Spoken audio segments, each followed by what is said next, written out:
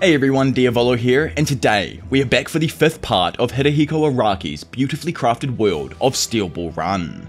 Following the mind-melting battle that Aoyoro just had against the Boom Boom family, and Mountain Tim's small engagement against them as well, Wyoming's only ever anime character continues his session tracking down the supposed murderer. However, along the way, and as everyone pushes further into the desert, they begin to discover some unknown secrets that change the entire outlook they currently have on life. What are these mysterious powers the Boom Boom family members had? Where is Gyro from? And how is someone able to activate the spin? All of that and more is somewhat answered in this extremely underrated section of Steel Ball Run, the Devil's Palm arc.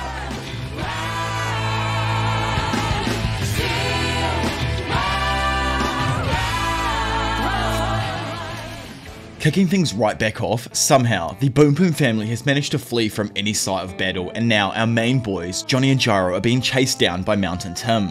They don't know who it currently is though, and in all honesty, they're at their wits' end as they've kept up the same pace for around 3 hours now. Pulling at his telescope, Johnny notes how it doesn't seem like a member of the Boom Boom family. The dude's riding skills have increased, plus he never saw a member in that weird ass hat. Gyro knows that if they slow down though and let him get close, then the magnetism will start again. What they need to do is to get to the watering hole first, otherwise this will all be one big mess. With only 15 kilometers to go now, both Johnny and Gyro push forth trying to make a break for it, but after looking back and seeing that the dude's even closer, Gyro points out that he knows the guy. He isn't one of the Boom Boom family members, so it just leaves him confused as to why he's tracking them down like this now. Johnny asks what their next plan of action is, but Gyro tells him that they have to lose him. There is no other option. They can't let anybody get close to them in this desert stage. Plus, nobody following them at nighttime would be doing so without a mentally deranged reason. Over with Tim as he kicks up dust and gains more and more speed, he knows that the murderer of 3 participants is no one other than Johnny Joestar. It's hard to believe as he never suspected such a person to act like this, but the prints lead to him. Either way, it's certain that he used his curse ability for those murders, and Tim will arrest him, dead or alive, to put an end to the unnecessary bloodshed. Taking another glance over at Mountain Tim, Gyro is just confused with how he's climbing uphill, but still gaining speed. Realizing what's up though, Johnny points out that the situation isn't originally what they thought. Instead of just accelerating, it's different, but they never notice due to themselves also running. What's actually happening is that Johnny is also being pulled towards him from behind. Suddenly, all of the bolts and iron attachments on Johnny's saddle detaches and begins pulling him backwards with even more force. Gyro calls out for his boy, but in that instant, he too is randomly hit by all of his horse's iron attachments and forced up into the air. Watching from nearby, the Boom Boom family gloats over how their plan is all coming together. They knew Mountain Tim had the speed to catch up and enter the duo's magnetic circle. Now, all that they need is for the 3 of them to clash together.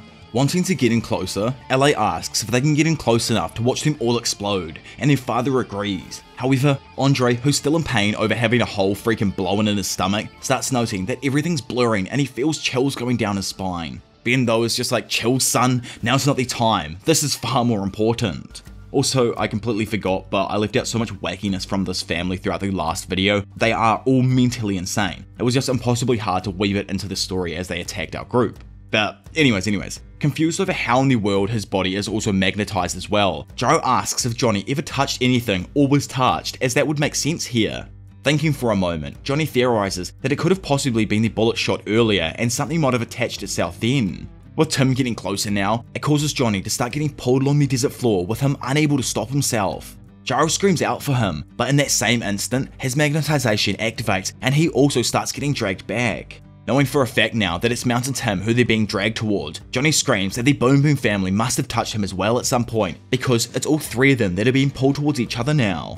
Back when they first noticed the effects again, it was too weak for them to fully realize what was actually going on. But now, as the 3 of them get closer to each other, the magnetic strength grows and multiplies. Gyro questions why, Tim obviously hasn't fallen as well, but Johnny points out that he hasn't even realized what's going on since he's still running forwards. Screaming out in pain, Johnny notes that the iron in his blood is beginning to collect together, and that if all 3 of them do collide, it'll most likely result in an explosion. To fix all of it, he states that they need to get his attention now and urge him to get off the horse. Getting closer, Mountain Tim notices that the 2 guys he was tracking now are randomly on the ground and can even hear them yelling something, but due to the dust around our duo, it's making it impossible for him to hear what they're trying to say. Figuring that even if he could hear them, he most likely wouldn't stop, Gyro decides that it's best to drag him off his horse himself. Pulling out his steel ball, Gyro throws it up into the sky towards the quickly approaching Mountain Tim. Watching it fly off, Johnny doesn't think it'll reach and instead just get ripped back due to the magnetization. However, and always like big braining every single situation, Gyro had pre-predicted this and states that of course it'll return because of the magnetic force, but if it does return, the force in his eyes should be enough to knock him off his horse. All of a sudden, the steel ball slams into the side of a rock formation before, as previously predicted, shooting back towards Gyro due to the magnetic force. Revealing his true plan, Gyro points out that he's scattered some dust from those rocks, and inside of those rocks are iron scraps. He urges Johnny to brace, as since all of them are currently magnets, this is gonna hurt like hell. Looking up at the rock fall above him, Mountain Tim all of a sudden assaulted by a flurry of tiny iron shards that attract to his exact location. Back over with the boys, the exact same thing is obviously happening with them. However, due to Mountain Tim not suspecting the attack, it knocked him back off his horse, subsequently bringing everyone to a pause. Finally realizing that a random force is pulling him, and that instead of falling, he's actually being dragged through the sky with his own pistol slowly starting to merge into him, Johnny screams that it's useless, everyone's already too close and Mountain Tim's body is uncontrollably flying through the air now.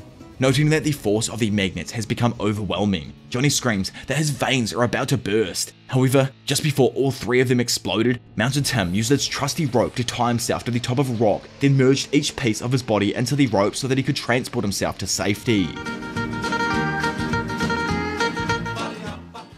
Safely out of the dangerous magnetic zone now, Tim guesses that if all three of them get too close, then something not so pretty might happen here. Figuring that he totally misunderstood the duo that he was tracking, he asked Johnny who this magnetic force belongs to and to explain in detail what exactly has been going on.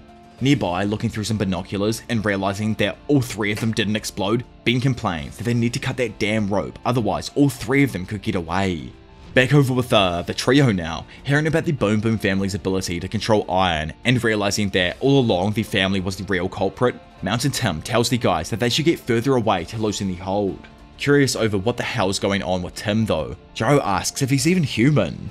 Wondering what the steel balls are himself, Tim just asks Gyro to explain his first. Gyro states that it's just a part of his technique, and that there are still parts of the human being that are a great mystery.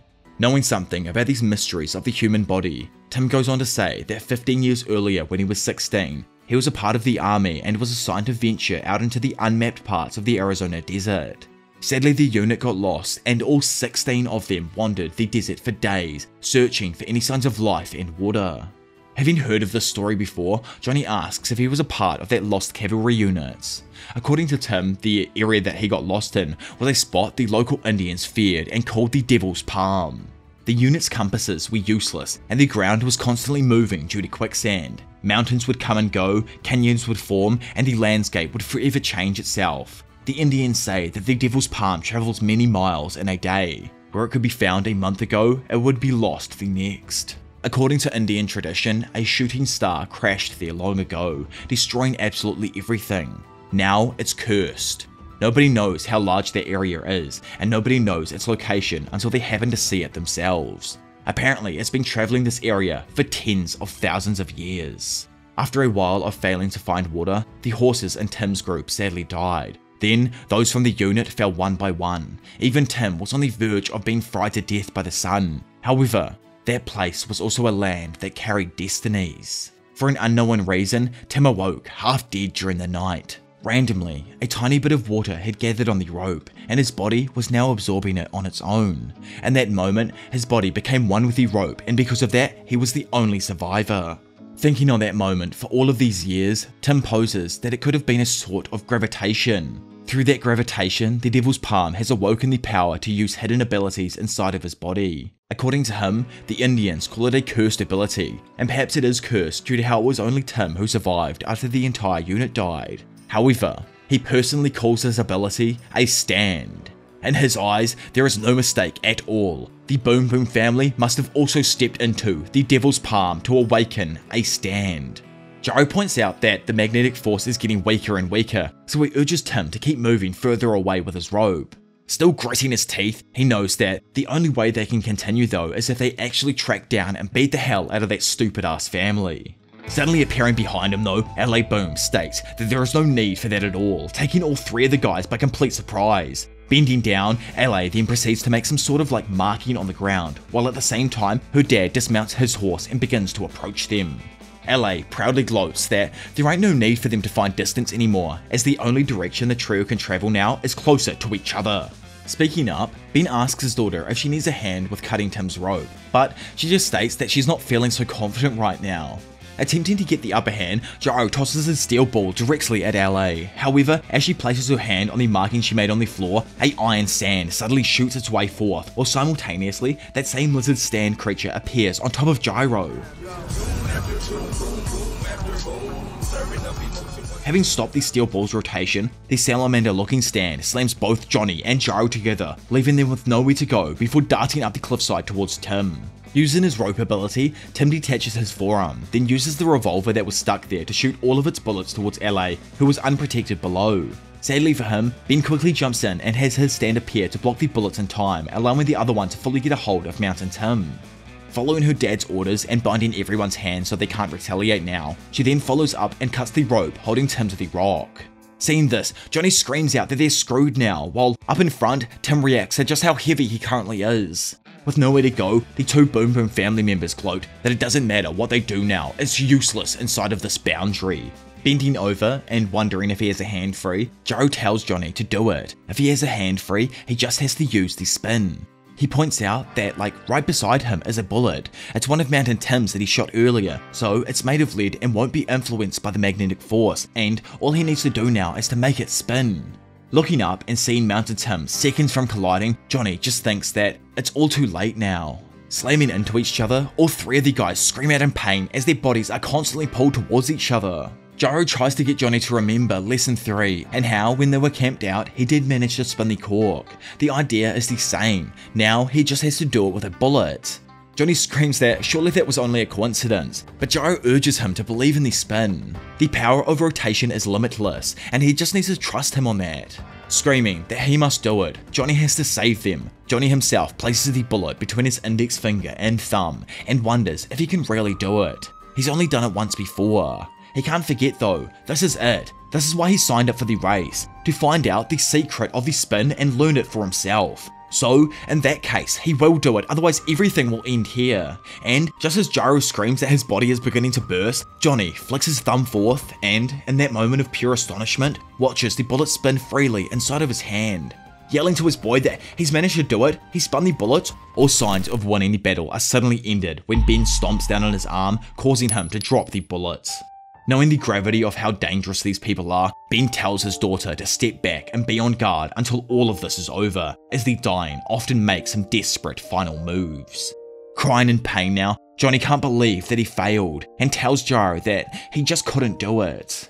Randomly, Ellie begins freaking the hell out though, almost crying. She tells her dad that he told her to be careful, but now she wants him to just come back because of that damn hand. She pleads with him to leave. However, as the confused man looks down to see what the hell she's talking about, Johnny notices some circular patterns emanating out from below his hand. The guys all look at him, wondering what the hell's going on, and in that moment, Johnny flicks his hand over to see what it could possibly be. All of a sudden, and looking at the nails dancing atop the tip of his fingers, Johnny freaks the hell out, wondering what in the world his fingernails are doing. Why are they spinning? Tim wonders if it could possibly be a stand, and Gyro notes that, for sure, it isn't the same as when he uses his steel balls.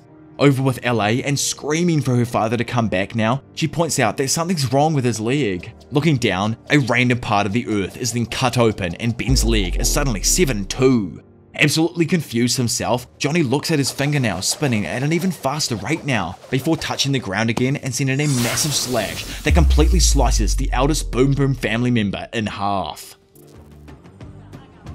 Well, it looks like our boy Johnny has a stand now, but it's not time to fully reveal the eye catch video there. Subscribe if you guys have enjoyed the video, plus smash that like button and help try push this one past 1,000 likes. Again, I want to shout out to all the amazing people inside of the JoJo's community. It's been an absolute blast watching all of these stand eye catches and just the videos you guys have created over time and implementing them into my video, along with the almost infinite amount of music provided by some of the most talented artists out there. It's just been amazing. This series truly deserves the best adaptation. Doesn't matter if it's early on in the build up, it all needs to be crafted in the way I hope the community will thoroughly enjoy and that we can look back on before part 7 does finally get its own anime. Whenever that might be, because Still not confirmed, sadly. Still fixing my gyro issues, but hey, you know, I'm pretty much there now. Either way, I think this was fantastic. We finally got a glimpse here of Johnny's ability at the end, but we also saw our first of these series antagonists, like proper antagonists. I don't really say that about Mrs. Robinson from the last video because their eye ability, I don't know, I feel like they weren't really any major threat or anything like that. Some inbred southern American vibes coming off these ones for sure though. Somehow they also randomly stumbled upon the Devil's Palm at some point and ended up gaining a stand. Like, how? How did these absolute idiots manage to get a stand, survive the desert and make it out? It's just, still, I honestly can't wait to get into the next part of the series where we start to uncover a lot more about who exactly Gyro Zapelli is and his reasonings for joining the race to begin with. We know Johnny's here because of Gyro and his steel balls, but why is Gyro here? So, find out next time. For now, it's been your professional degenerate Diavolo, and I'll see you all in a bit. Bye.